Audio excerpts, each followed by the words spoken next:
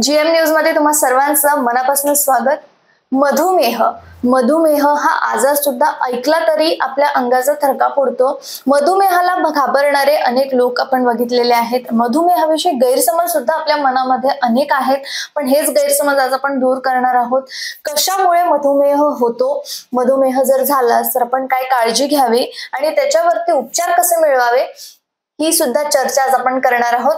दर्शकांनो, आज मी आलेली आहे शेगाव येथे आणि शेगाव मधील सोळंके मल्टी स्पेशालिटी हॉस्पिटल येथे मी आज आलेली आहे। गेली 2.5 वर्ष झाली आहेत या हॉस्पिटलला आणि इथले जे संचालक आहेत ते डॉक्टर अविनाश सोळंके सर गेली 7 वर्ष झाली आहेत शेगाव मध्ये सेवा देत आहेत। गजानन महाराजच्या या नगरीमध्ये, शेगाव सारख्या या नगरीमध्ये आज आपण आलेलो आहोत आणि या हॉस्पिटल मध्ये म्हणजे सोळंके मल्टी स्पेशालिटी हॉस्पिटल मध्ये नेमकी तुम्हाला काय ट्रीटमेंट मिळणार आहे, काय काय अद्ययावत सुविधा तुम्हाला इथे मिळणार आहेत याबद्दल आज आपण चर्चा करणार आहोत। आपल्यासोबत उपस्थित आहे डॉक्टर अविनाश सोळंके सर। सर्वात आधी आपण सरांचं स्वागत करूयात। सर, खूप खूप स्वागत आहे तुमचं आमच्या चॅनल मध्ये। धन्यवाद। जसं 7 वर्ष झाली आहे सर शेगाव मध्ये आपली सेवा देत असताना या गजानन महाराजच्या नगरीमध्ये 7 वर्षांपासून आपण सेवा देत आहात। मला सांगाल की सोळंके मल्टी स्पेशालिटी हॉस्पिटलची आपण सुरुवात कशी केली होती शेगाव मध्ये? शेगाव मध्ये पहिले तर मी माऊली मल्टी स्पेशालिटी हॉस्पिटल इथे 1 वर्ष आयसीयू जॉईन केला तिथे। शेगाव मध्ये त्यावेळेस कुठल्याही प्रकारचं आयसीयू वगैरे ही सुविधा नव्हतीच। तर माऊली मल्टी स्पेशालिटीच्या माध्यमातून मला शेगावात आयसीयू ची फॅसिलिटी स्टार्ट करण्यास फार मदत झाली। तिथे काम करत असताना लक्षात आलं की इथे अशी सेवा देण्याची फार जास्त आवश्यकता आहे। तर मी माझे स्वतःचे hospital Solanke multi speciality hospital start केले व ते आज इथपर्यंत येऊन पोहोचलेले आहे। बिलकुल, नक्कीच। आणि सर, आता काय काय ट्रीटमेंट केली जाते? म्हणजे आता मल्टी स्पेशालिटी हॉस्पिटल म्हटलेलं आहे, कुठल्या कुठल्या आजारांवरती इथे इलाज होतो? आता मी तर मेडिसिन म्हणून प्रॅक्टिस करतो, तर इथे हार्ट रिलेटेड सगळे प्रॉब्लेम, मधुमेह, हायपरटेन्शन, थायरॉइड याचे ते सगळे उपचार मेडिसिन म्हणून मी बघतोच। तसेच आपल्या इकडे क्रिटिकल आयसीयू युनिट अवेलेबल आहे। आपल्याकडे आता नुकतेच पेडियाट्रिक व गायनेकोलॉजी डिपार्टमेंट हे फुल फ्लेज 24 आवर वर्किंग आहेत।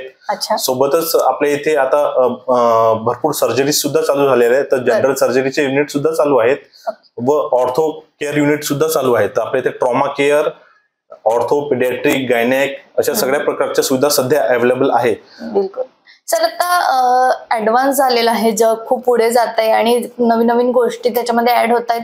हॉस्पिटलमध्ये सुद्धा तसंच होत आहे। आपल्या येथे म्हणजे सोळंके मल्टी स्पेशालिटी हॉस्पिटल येथे काय काय अद्ययावत सुविधा तुम्ही लोकांना देताय किंवा आपल्या इथे काय काय ऍडव्हान्स मशिनरीज अवेलेबल आहेत?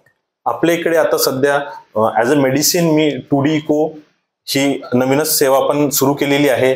सोबतच आपल्या इकडे एक डेडिकेटेड कम्प्लीट एनआयसीयू युनिट आहे जे पेडियाट्रिक साठी फार कामाचे येते। आपले ते अद्ययावत 2 ऑपरेशन थिएटर्स अवेलेबल आहे, स्पेशल ऑर्थो साठी व स्पेशल जनरल सर्जरी साठी। सोबतच आपल्या इथे एक अद्ययावत नॉर्मल डिलिव्हरी सेक्शन पण आहे। त्याच्यानंतर आपल्या इथे जवळजवळ एक 12 बेड कम्प्लीट आयसीयू सेटअप आहे, ज्याच्यामध्ये व्हेंटिलेटर, मॉनिटर्स आणि डिफिब्रिलेटर्स या सगळ्या सुविधा उपलब्ध आहेत। सोबतच आपल्या इथे एक पूर्ण अद्ययावत कॅज्युअलिटी पण अवेलेबल आहे, जिथे आपण कॅज्युअलिटी मध्ये इमर्जन्सी पेशंट ट्रीट करण्यासाठी कम्प्लीट आपली टीम 24 घंटे कार्यरत असते। त्यासाठी आपल्याला कुठल्या पण प्रकारच्या पेशंटला आपण तिथे लवकरात लवकर उपचार देऊ शकतो व तो 24 घंटे अवेलेबल राहतो। बिलकुल, म्हणजे 24 तास अद्ययावत सुविधा सोळंके मल्टी स्पेशालिटी हॉस्पिटल येथे रुग्णांना मिळणार आहे। कुठलीही परिस्थिती असो, या परिस्थितीमध्ये सोळंके मल्टी स्पेशालिटी हॉस्पिटल हे 24 तास सेवा पुरवण्यासाठी तुमच्यासाठी सज्ज आहे। सर, यानंतर मला अति महत्वाची गोष्ट विचारायची आहे, ते म्हणजे आता एवढं मोठं हॉस्पिटल तुम्ही उभारलेलं आहे, स्थापन केलेलं आहे, पण त्याला लागणारं मूळ आपलं एज्युकेशन कुठनं झालंय किंवा प्रशिक्षण आपण कुठलं घेतलंय? माझं MBBS हे VPMC मेडिकल कॉलेज नाशिक इथून कम्प्लीट झालंय। त्याच्यानंतर मी पोस्ट ग्रॅज्युएशन हे PDMMC अमरावती येथे कम्प्लीट केलं। त्यानंतरच मी 1 वर्ष आयकॉन हॉस्पिटल अकोला येथे ऍज अ इंटेन्सिव्हिस्ट म्हणून वर्क केलं, आयसीयू इंटेन्सिव्हिस्ट म्हणून। त्यामुळे मला क्रिटिकल पेशंट्स व सेवा देण्यामध्ये फार जास्त इंटरेस्ट असल्यामुळे मी शेगावला आलो। बिलकुल, नक्कीच। सर, आता काही प्लॅनिंग्स आहेत, काही आणखी स्वप्न बुलढाणा जिल्ह्यासाठी किंवा शेगाव नगरीसाठी? हो नक्कीच. मला हे हॉस्पिटल जसं आपण नाव दिलं आहे मल्टी स्पेशालिटी, तर मला असं वाटतं की शेगावमध्ये जो रुग्ण आहे, कुठलाही प्रकारचा रुग्ण आला तर त्याला इथे ऍटलिस्ट काही ना काही प्रायमरी ट्रीटमेंट तरी आपल्या इथे भेटली पाहिजे. जसं की सध्या माझ्या लक्षात येत आहे की आपल्या इथे जे आयचे ऑपरेशन्स वगैरे आहेत ते शक्यतो जनरली होत नाही. बऱ्याच पेशंटला अकोला किंवा खामगाव येथे शिफ्ट व्हावं लागते. त्यासाठीच आता अपकमिंग मध्ये मी प्रयत्न करतोय की आपल्या इथे एक सुसज्ज डोळ्याचं ऑपरेशन थिएटर तयार झालं पाहिजे व त्या सुविधा आपण आपल्या इथे हॉस्पिटलमध्येच भेटल्या गेल्या पाहिजे. तसंच ट्रॉमा केअर सेंटर तर आपल्या इथे ऑलरेडी आहे, पण त्याला फार अद्ययावत करण्याची आवश्यकता आहे. जसं की जे हेड इंजुरीचे पेशंट असतात, न्यूरो ट्रॉमा वगैरे, त्यांना अजून पण अकोल्याला इमर्जन्सीमध्ये शिफ्ट व्हावं लागते. सिटी स्कॅन जरी आपल्या इथे आपण अवेलेबल केला असला तरी पेशंटला सिटी स्कॅन केल्यानंतर त्याला अकोल्याला शिफ्ट व्हावं लागते व यामध्ये जो बराच वेळ जातो त्याच्यामध्ये रुग्ण दगावण्याच्या फार संभावना वाढून जातात. तर मला एक इथे कम्प्लीट ट्रॉमा केअर सेंटर पण चालू करण्याची माझी इच्छा आहे. बिलकुल सर, नक्कीच आमची शुभेच्छा आहे तुमच्यासोबत. पण अशामध्ये कधी कधी काय होतं, आपल्या शेगाव या तालुक्याला आजूबाजूला खेड विभाग सुद्धा, पेरिफेरी एरिया सुद्धा जोडले गेलेला आहेत. तर मला वाटते तेथले पेशंट भरपूर आपल्याकडे येत असतील. शेतकरी वर्ग, बळीराजा हा सुद्धा मोठ्या प्रमाणात येत असेल. कधी कधी असं होतं की गरीब आणि गरजू जो रुग्ण असतो त्याला प्रॉपर ट्रीटमेंट मिळत नाही किंवा मग तो घेऊ शकत नाही एवढी महागडी ट्रीटमेंट. तर अशा रुग्णांसाठी काही आपल्या डोक्यामध्ये आहे किंवा काही आणखी? शेगावचा परिसर जर तुम्ही बघितला इथे, तर इथे हे म्हणजे जरी आपला एरिया कृषी प्रधान आहे तरी शेगावच्या जवळपासची जी जमीन आहे किंवा इथे पाण्याच्या कमतरतेमुळे व्यवस्थित शेती होऊ शकत नाही किंवा आपला जो बळीराजा आहे हा म्हणजे एवढे पैसे जमवू शकत नाही. प्रॉपर जे शेगाव सिटी आहे ही मोस्ट ऑफ द टुरिझम वर जास्त बेस आहे. गजानन महाराज च्या कृपेने इथे थोडंफार जरा चालते, पण इथे तेवढं फायनान्शियल कॅपॅसिटी लोकांची नाही आहे.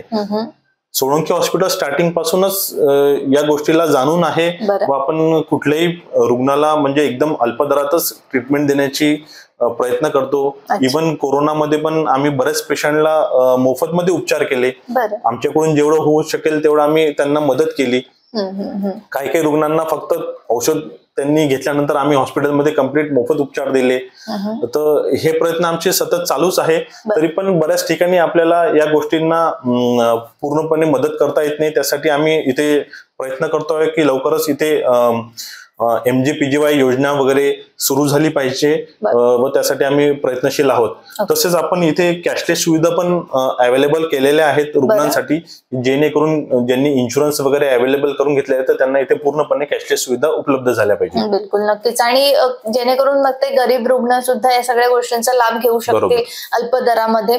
तर सरांनी जसं सांगितलेलं आहे की आधीपासून सोळंकी मल्टी स्पेशालिटी हॉस्पिटलचा हाच हेतू राहिलेला आहे की गरीबात गरीब रुग्ण किंवा मिडल क्लास फॅमिलीचे रुग्ण सुद्धा या सगळ्या सुविधांचा लाभ घेऊ शकले पाहिजे. त्यांना सुद्धा अल्प दरामध्ये इथे सेवा अवेलेबल आहेत. शिवाय आता लवकरच इथे काही योजने थ्रू सुद्धा ट्रीटमेंट होणार आहे.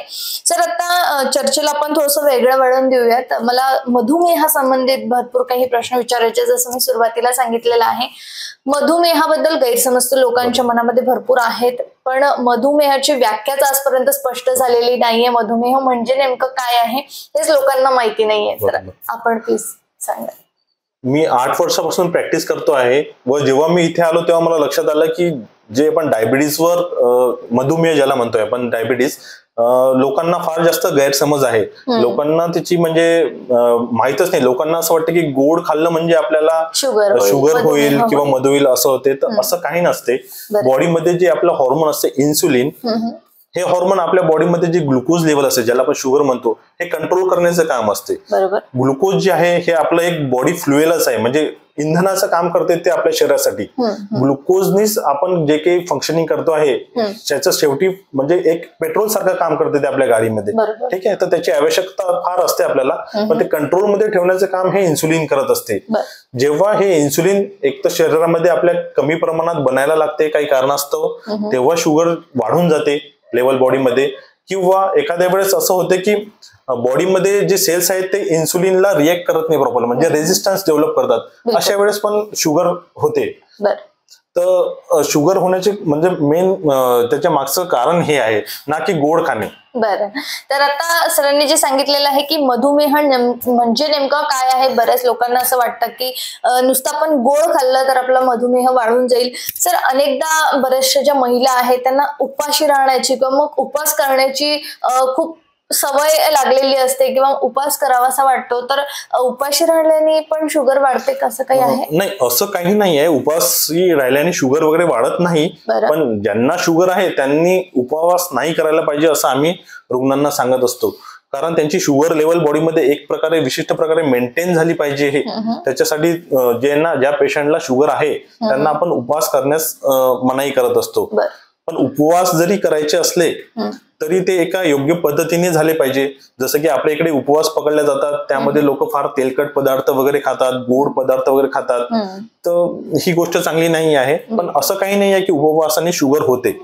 तर उपवास पकडणे तसं काही वाईट नाही आहे, म्हणजे त्यांनी शुगर होत नाही ऍक्च्युअली. बिलकुल. जर आपण हॉस्पिटलमध्ये गेल्यानंतर आपल्याला शुगर लेवल माहितीच पडते, पण त्याच्या आधी काही आपल्यामध्ये लक्षणं आपल्याला जाणून येतात किंवा बरेचदा असं होतं की आपली जी जखम आहे ती लवकर भरत नाही, असे कुठले लक्षण आहेत जी आपल्यामध्ये आपल्याला दिसून? हा फार महत्वाचा प्रश्न आहे. लोकांना याच्याबद्दल म्हणजे जागृती झालीच पाहिजे. कारण शुगरचे जे लक्षण आहेत ना ते रुग्णाला सगळ्यात आधी लक्षात येतात, पण त्याला हे नाही वाटत की आपल्याला शुगर वगैरे असेल म्हणून. ठीक आहे, तर सगळ्यात महत्वाचं त्याच्यात सगळ्यात पहिले रुग्णाला जेव्हा त्याच्या शरीरातली शुगर वाढून जाते रक्तामधली, त्याला कमजोरी फार जाणवायला लागते, त्याला अशक्तपणा येतो खूप जास्त. तर हे सगळ्यात एक महत्वाचं आणि एक प्राथमिक लक्षण आहे. त्याच्यानंतर रुग्णांना तहान फार लागायला लागते, त्यांना वारंवार पाणी प्यावंसं वाटते, वारंवार लघवीला जावं वाटते. बरोबर. तर हे शुगरचे एकदम प्राथमिक लक्षण आहे. त्यानंतर बऱ्याचशा रुग्णांमध्ये थोड्या दिवसानंतर न्यूरोपॅथी डेव्हलप झाल्यानंतर हातापायाला मुंग्या येणे, हे लक्षण एक आपल्या साईडला फार जास्त कॉमन दिसून येते की हातापायाला मुंग्या आल्या की बऱ्याच वेळा त्या रुग्णांना शुगर निघून येते किंवा लवकरात लवकर या गोष्टींनी लक्षात येऊन जाते आपल्याला. ओके. तर सरांनी सांगितलेलं आहे की नेमकी छोटी छोटी कुठली लक्षणे जी आहेत जी आपल्याला आपल्या शरीरामध्ये दिसून येतील आणि त्यामधनं आपल्याला कळेल की आपल्याला आता शुगर झालेली आहे आणि केव्हा आपण मग डॉक्टरांकडे जायला पाहिजे, डॉक्टरांचा सल्ला घेऊन त्याच्यावरती योग्य ते ट्रीटमेंट करायला पाहिजे असं सरांनी आता सांगितलंय. पण आता सर मी वळेल की नेमकी आपल्या येथील उपचार पद्धती ही कशी आहे, आपण मधुमेहींवरती कशा प्रकारे उपचार करण्यामध्ये यशस्वी ठरत आहात? मधुमेह तर पहिले तर एक तर डायग्नोज झाला, रुग्णांना जेव्हा आपल्याला लक्षात आलं की लक्षण आहे तर आपण त्यांची एक स्क्रीनिंग करून घेत असतो, जे की रॅन्डम ब्लड शुगर चेक करतो. तर शुगर चेक करताना जेव्हा आपण बघतो की त्यांची शुगर थोडीशी हायर लेवलला आहे, तर याचा अर्थ असा नाही की त्यांना शुगर आहेच. तर त्याच्यासाठी आता नवीन उपचार पद्धतीमध्ये HbA1c नावाचा आपण रिपोर्ट असतो, जे की एक ऍव्हरेज ब्लड शुगर असते तुमच्या मागच्या 3 महिन्याचं. ऍव्हरेज ब्लड शुगर मध्ये जेव्हा तुमच्या वाढ दिसून येते आपल्याला की यांच्या ऍव्हरेज ब्लड शुगर मध्ये वाढ आलेली आहे, तेव्हाच आपण त्यांना शुगरची ट्रीटमेंट चालू करत असतो. बऱ्याच लोकांना असं होते की अचानक ते काहीतरी गोड खाऊन घेतात आणि त्याच्यानंतर लगेच शुगर चेक करतात, तेव्हा हाय वगैरे, तर त्यांना असं वाटतं की आपल्याला डायबिटीसच झाला, शुगर झाली. किंवा आपण जुन्या पद्धतीने जर उपचार करायला गेलो तर फार चुकीच्या पद्धतीने उपचार होता. ऍव्हरेज ब्लड शुगर बघूनच आपण त्या रुग्णाला व्यवस्थित मेडिकेशन्स वगैरे औषध देऊ शकतो. बिलकुल. सर, मधुमेह होऊच नाही यासाठी पण काय काळजी घ्यायला पाहिजे, काय सांगाल? मधुमेह होऊच नाही याच्यासाठी आपलं सगळ्यात महत्वाचं हे प्रिव्हेन्शनच सगळ्यात महत्वाचं आहे याच्यासाठी, की प्रत्येक जर आपण आपली लाईफस्टाईल जर व्यवस्थित ठेवली तर मधुमेह होण्याचे जे प्रमाण आहे ते आपल्याला फार जास्त प्रमाणात टाळता येतात. तर त्याच्यात सगळ्यात व्यवस्थित आहे की माझ्या मते तरी वेळेवर जेवण करणे, प्रमाणात जेवण करणे, जेवढे गरज आहे तेवढेच खाणे. त्याच्यानंतर एक्सरसाइज फार इम्पॉर्टंट आहे आपल्यासाठी. तर कमीत कमी ऍटलीस्ट आपण एखादा घंटा एक्सरसाइज वगैरे केली पाहिजे. तर हे फार महत्वाच्या गोष्टी आहे मधुमेह टाळण्यासाठी. त्यानंतर आपण काय खातो हे फार महत्वाचं आहे. सगळ्या गोष्टी आपण व्यवस्थित प्रमाणात घ्यायला पाहिजे. माझ्या रुग्णांना तर मी सांगत असतो की ज्या स्त्रिया आपण घरात स्वयंपाक बनवतात त्यांनी सगळ्यात पहिले आहाराचं थोडंफार तरी ज्ञान घेतलं पाहिजे, जेणेकरून आपण जो आहार घरच्यांना पुरवत आहे त्याच्यामध्ये सगळ्या प्रकारचे पदार्थ येत आहे का नाही आणि ते योग्य प्रमाणात येत आहेत का नाही हे बघणं फार आवश्यक आहे. आजकाल लोक व्यवस्थित वेळेवर सुद्धा जेवत नाही आहेत. घरात आता पहिल्यासारखं लोक कुटुंबात सोबत बसून खात नाहीये, त्यांची वेळ निश्चित नाही आहे, झोपत व्यवस्थित नाही आहेत. हे सगळे मधुमेहाचे कारण आहेत. बरोबर. तर आपण जे जीवनशैली जगत आहोत याच्यामध्ये आपण थोडेफार जरी चेंजेस केले तर नक्कीच आपण मधुमेहाला आळा घालू शकतो. आपण मधुमेह आपल्याला होणार नाही. सर, जर मधुमेह झालाच तर आपण काय विशेष काळजी घ्यायला पाहिजे? आपल्या घरामध्ये कोण वयोवृद्ध लोक असतील किंवा त्यांना जर शुगर असेल, मधुमेह असेल, तर मग त्यांची प्रॉपर काळजी कशी घ्यावी आपण? मधुमेह झाला असेल तर सगळ्यात पहिले आपल्याला लक्ष फक्त आपल्या आहारावरच द्यावं लागत असते. मधुमेह म्हणजे जसं मी पूर्वी सांगितलं तुम्हाला की जे हे शुगर आहे, ग्लुकोज आहे, हेच आपलं एक बॉडी फ्युएल आहे, इंधन आहे आपल्या, याच्यावरच आपलं वर्क केलं जाते.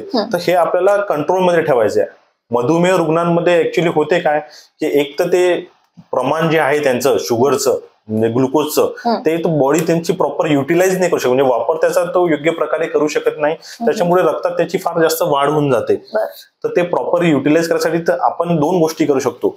एक तर आपण आहाराद्वारे जे आपण ग्लुकोज लेवल आहे त्या कंट्रोल करू शकतो. एक तर आपण जे शुगर आपल्या बॉडीमध्ये वाढलेलं आहे त्याला योग्य प्रकारे व्यायाम वगैरे करून किंवा काही ऍक्टिव्हिटीज करून ती शुगर लो करू शकतो. तर ह्या दोन्ही गोष्टी जर आपण कंबाईन केल्या तर त्याचा रिझल्ट आपल्याला फार छान भेटतो. तर सर्वप्रथम तर आपण आहाराकडेच लक्ष दिलं पाहिजे, ज्यामध्ये की असं काही नाहीये की गोड खाल्ल्याने शुगर वाढते किंवा कडू खाल्ल्याने शुगर कमी होते. बरेच लोकांना असं वाटतं की मी कारल्याचा ज्यूस घेतला, कडुनिंबाचा ज्यूस घेतला तर माझी शुगर कमी होऊन जाईल. तसं काही नाही आहे. तुम्हाला फक्त एकच गोष्टीकडे लक्ष द्यायचं आहे की तुम्हाला लो ग्लायसेमिक फूड इंडेक्सचे जे पदार्थ आहेत तेच खायचे. ज्याच्यामध्ये असंही काही होतं की झाडपाल्याचे औषध सुद्धा भरपूर रुग्ण घेतात आणि गुळ खाल्ल्याने शुगर वाढत नाही, हा एक मोठा गैरसमज लोकांच्या मनामध्ये गैरसमज आहे. फार मोठा गैरसमज आहे तो. आपण जेव्हा लोकांना सांगतो की तुम्ही आता साखरेचं प्रमाण कमी करा किंवा तुम्हाला साखर झाली आहे, जेव्हा मराठीत असं बोलायचं की तुम्हाला साखर झाली आहे तर ते लिटरली मिनिंग घेतात की साखर खाल्ल्यामुळेच त्यांना काही प्रॉब्लेम आहे. तर तो तसं नाही आहे. तर तुम्हाला फक्त हे गोष्टी पाहायला लागेल की कुठल्या गोष्टी खाल्ल्याने आपल्या शरीरात ग्लुकोजचं प्रमाण हायर साईडला जात आहे. जसं की कुठले पण गोड पदार्थ असो की त्याच्यामध्ये त्याचा जो ग्लायसेमिक इंडेक्स असतो तो हाय असतो. त्याच्यामुळे तुम्ही समजा कम्पेअर करायला गेलो आपण तर 1 चम्मच साखर घ्या तर त्याच्या बरोबरीला आपण 100 कारले किंवा 500-600 कारले म्हटले तरी चालेल, तर त्याच्या जे ग्लुकोज लेवल आहेत त्या सिमिलर राहतील. मग तुम्हाला काय किती प्रमाणात खायचं आहे हे फार लक्ष द्यायला पाहिजे. असं काही नाही आहे. शुगरच्या पेशंटने समजा साखर जरी खाल्ली तो दिवसभर मग त्यांनी वर्कआउट तेवढं केलं, मेडिकेशन प्रॉपर घेतल्या तर त्याला ती कंट्रोल करता येते. तर तुम्हाला लक्षात एवढं ठेवायचं की आपण ग्लुकोज घेत किती आहे आणि त्याचा वापर किती करतोय ते फार महत्वाचं आहे. तर सरांनी सांगितलेलं आहे की जे काही आपण चुका करून घेत असतो किंवा मग आपल्या खाण्यापिण्याच्या ज्या पद्धती आहेत त्याच्यामध्ये आपण कुठेतरी चुका करून बसतो आणि मधुमेहाकडे आपण मग ते न कळत वळत जातो. तर या चुका आजच आपण टाळायला पाहिजे. आणि मला वाटते सर आजकाल यंग लोक सुद्धा आहेत, त्यांना सुद्धा मधुमेह झालेला आहे. फास्ट फूड, जंक फूड किंवा मग जेवणाच्या ज्या पद्धती आहेत त्यांच्या जॉबमध्ये ते व्यस्त झालेले आहेत किंवा मग अदर काही ऍक्टिव्हिटीज, तर अशामध्ये काही नवयुवकांना सुद्धा या बाबींचा सामना करावा लागतोय. आजकाल यंग जनरेशन म्हणजे आपण कन्सिडर करू की 34-35 नंतर जे पेशंट येतात आपल्याकडे ते टाईप 2 डायबिटीज जेव्हा घेऊन येतात तर त्यामध्ये त्यांचा सगळ्यात महत्वाचं असतं एक तर बऱ्याच लोकांना अनुवंशिकतेमुळे पण होतो. जर घरात तुमच्या आई वडिलांना शुगर वगैरे असेल तर यासाठी ज्या प्रकारे आपण प्रिव्हेन्शन मध्ये सांगितले आहे की तुम्ही आहार व्यवस्थित घ्या आणि लाईफस्टाईल आपली व्यवस्थित ठेवा तर त्यांनी आपण टाळू शकतो. सध्याची लाईफस्टाईल जी आहे ती फार जास्त स्ट्रेसफुल आहे. जे आपलं फूड आहे ते फार अडल्टरेट झालंय सध्या. त्याच्यामुळे हे शुगरचं प्रमाण नवयुवकांमध्ये पण जास्त प्रमाणात झालेलं आहे.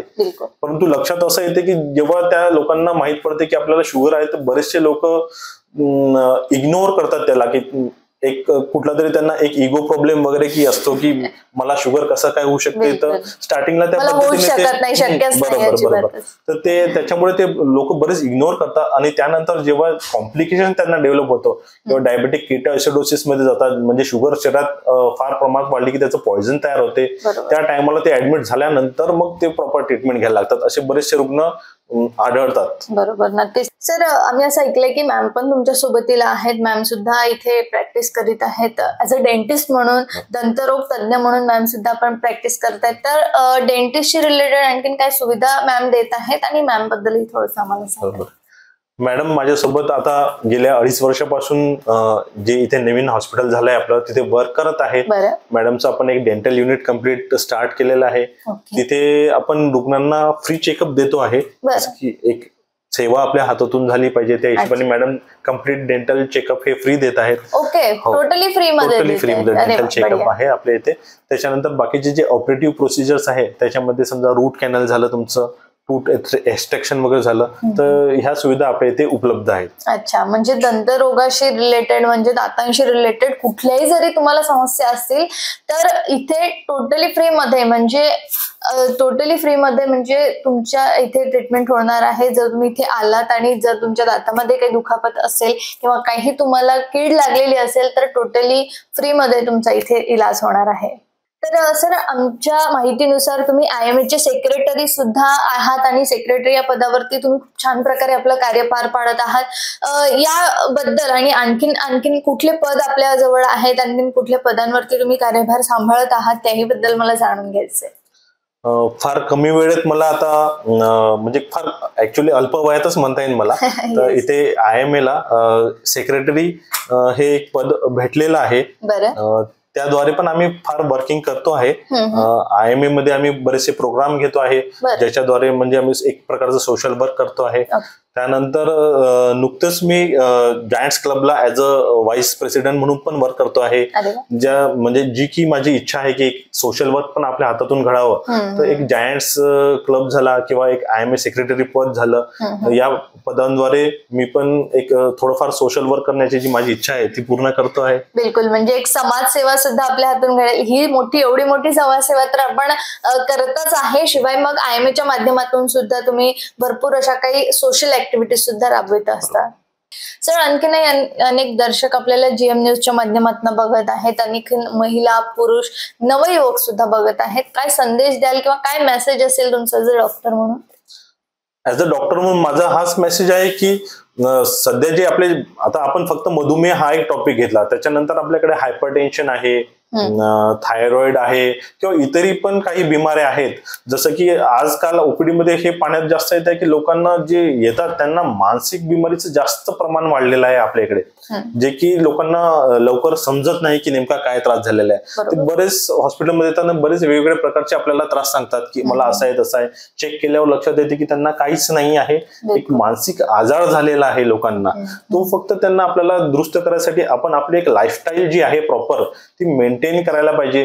रेग्युलर व्यायाम करायला पाहिजे, वेळेवर जेवण घ्यायला पाहिजे, आपल्या फॅमिली सोबत वेळ स्पेंड करायला पाहिजे. ह्या ज्या बेसिक गोष्टी आहेत हे आजचा युवक आणि लोक विसरत चाललेले आहेत.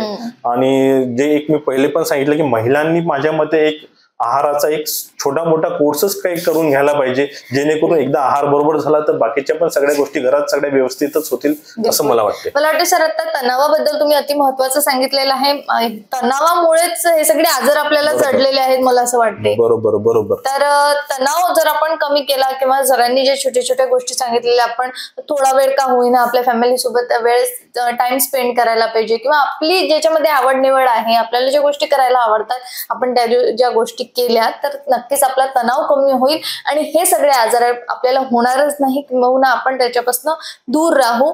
तर खूप खूप धन्यवाद सर दिलेल्या सगळ्या सविस्तर माहितीसाठी आणि आमच्या या GM न्यूजला तुम्ही तुमचा अमूल्य वेळ, अमूल्य मार्गदर्शन केल्याबद्दल तुमचे खूप खूप आभार. GM न्यूजचं पण धन्यवाद. त्यांनी आमचा इंटरव्ह्यू घेऊन जे मला जे मेसेज पाठवायचे होते समाजामध्ये ते पण पाठवल्या गेलेले आहेत. त्यांचं फार फार धन्यवाद. नक्कीच, थँक्यू सो मच सर. तर हे होते माझ्यासोबत डॉक्टर अविनाश सोळंके सर. आपण बघितलेलं आहे की भरपूर अशा काही गोष्टी सरांनी आता आपल्याला सांगितलेलं आहे मधुमेह या आजारावरती. पण सोळंके हॉस्पिटल येथे नेमकी तुम्हाला काय काय ट्रीटमेंट मिळणार आहे, अद्ययावत काय काय सुविधा मिळणार आहे याही बद्दल आपण सरांकडनं मार्गदर्शन घेतलेलंच आहे. तरी काही प्रश्न असतील तर तुम्ही कमेंट बॉक्समध्ये जाऊन टाईप करू शकता. आणि हो, सोळंके हॉस्पिटल पर्यंत जर तुम्हाला पोहोचायचं असेल तर खाली ऍड्रेस आणि बाजूला नंबर सुद्धा मी दिलेला आहे, तरी नक्कीच तुम्ही सोळंके हॉस्पिटल पर्यंत पोहोचू शकता आणि आपला इलाज हा पूर्णपणे छान प्रकारे करू शकता. तुर्तास मी नेहा तुम्हा सर्वांची रजा घेतेय. बघत रहा गजर महाराष्ट्राचा.